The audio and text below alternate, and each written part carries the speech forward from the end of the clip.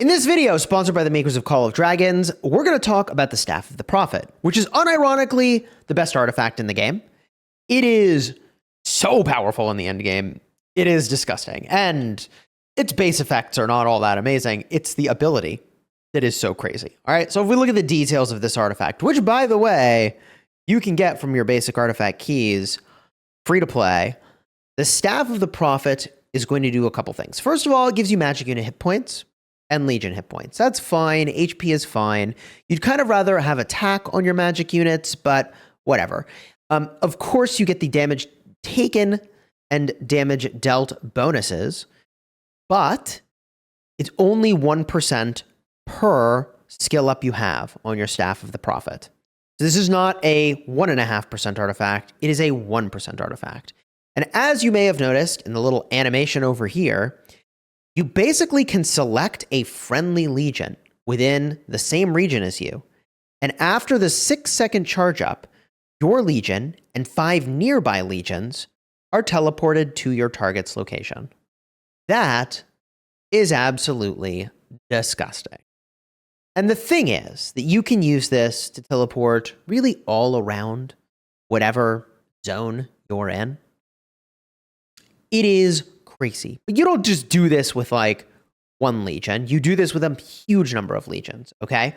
Your legions will be prioritized for teleportation ahead of any other friendly legions. If the target is within alliance territory, your cooldown will be greatly reduced. So this used to work a different way.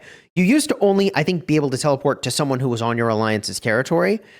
Now you can teleport anywhere, okay? And the cooldown is again reduced based on whether or not you targeted your own territory. You won't target your own territory. That's not what this is for, not most of the time. And there are some utility things you can do with the Staff of the Prophet. Like if somebody's standing where you need to build a flag and they're AFK, instead of kicking them from the alliance, you can bring a march over and Staff of the Prophet them away. That's kind of nice. But the real thing you do, for example, is that we could group up right over here, as an example, and we could teleport our marches over to where our allies are fighting.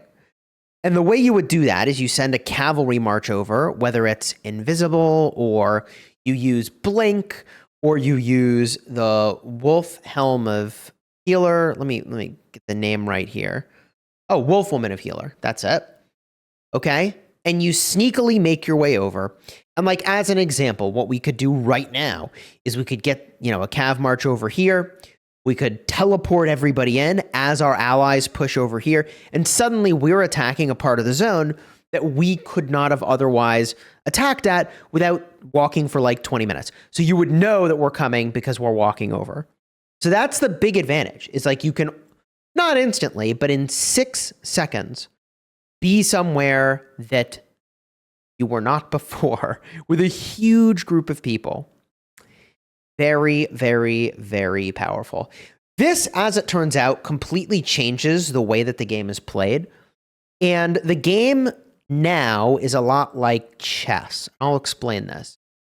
The way this works now is if these guys are fighting here, as an example, we could go push Echo somewhere else. Echo's all standing here. So if Echo's all standing here, we could push an Echo flag or Spire at the same time.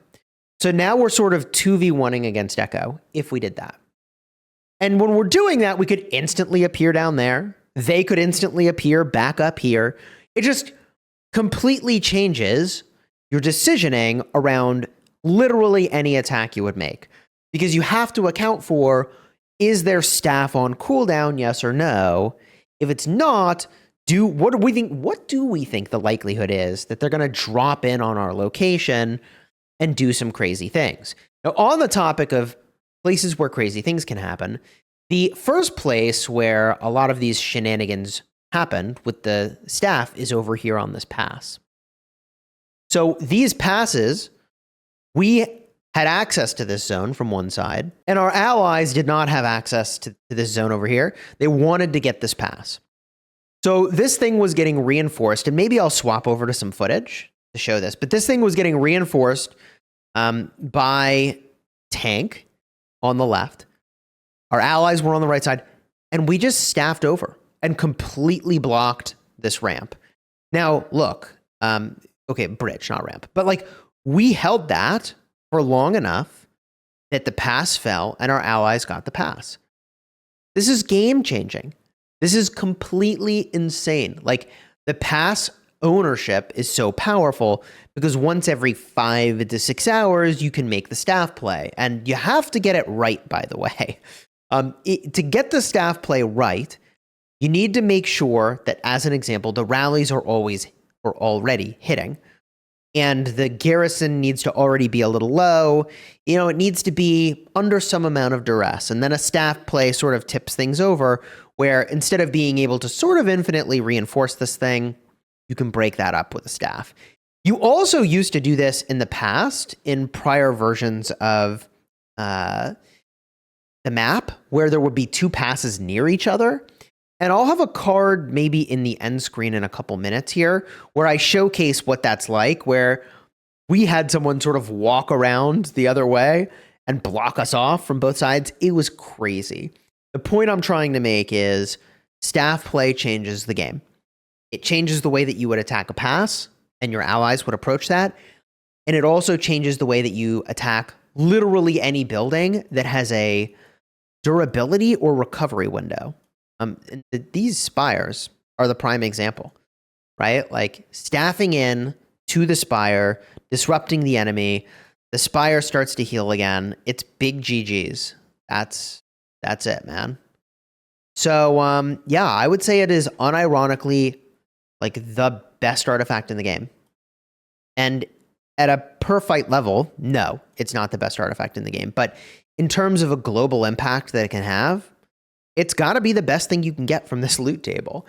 I would say if I'm ranking the other artifacts in here, probably Phoenix Eye would be number 2.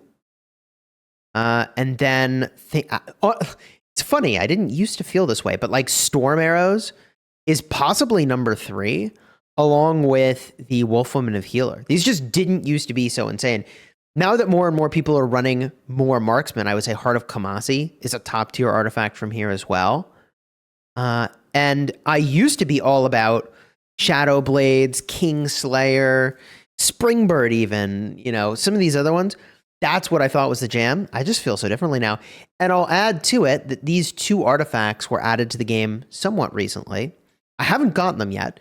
My understanding is that the Mana Stone Hunter simply drops a Mana Stone, and hopefully it's a Mana Stone that you're interested in. You can see here in the little animation, it charges up, and there's only a 5% chance base of getting a legendary Mana Stone, which is a little bit of a bummer.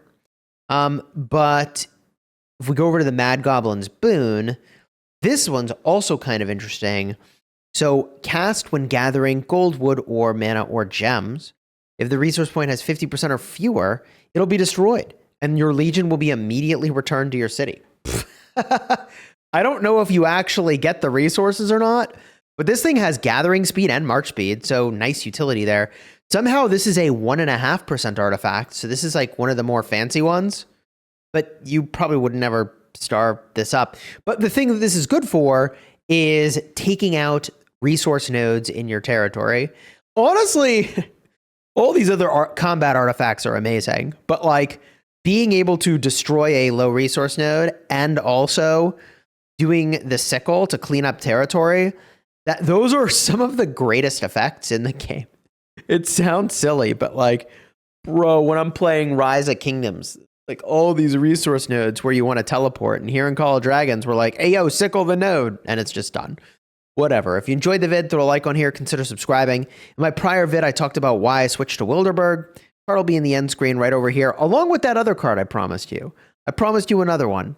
Those 2 videos, check them out.